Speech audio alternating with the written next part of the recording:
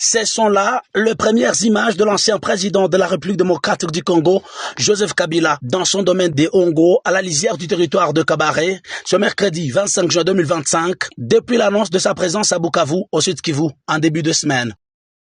Vêtu à l'anglaise, visage grave et rassurant, Joseph Kabila démarre ses consultations avec les forces vives et sociales du Sud Kivu pour dégager des pistes de solutions en vue de sortir le pays de la crise, surtout dans sa partie est.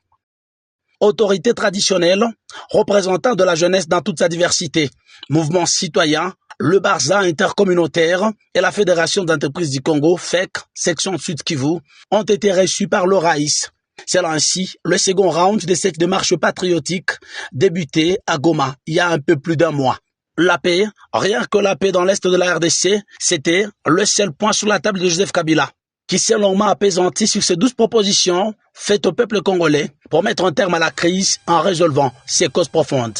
Nous sommes satisfaits parce qu'en fait, nous lui avons fait des propositions pour que la paix puisse revenir le plus rapidement possible dans notre pays. Nous avons aussi félicité du fait qu'en tant Congolais,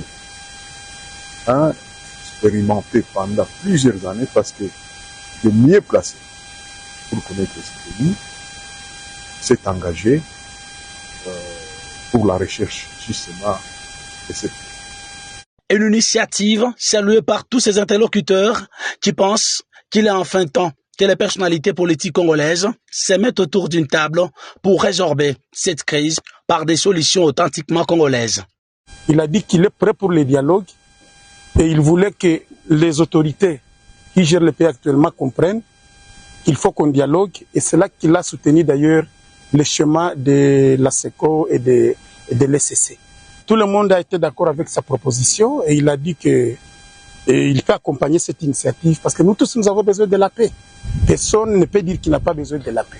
C'est ainsi qu'il nous a dit que nous-mêmes partout où nous passons et que tout le monde qui a même un numéro d'appeler les autorités au niveau national, qu'ils le fassent pourvu que tout le monde comprenne qu'il est temps qu'on fasse la paix.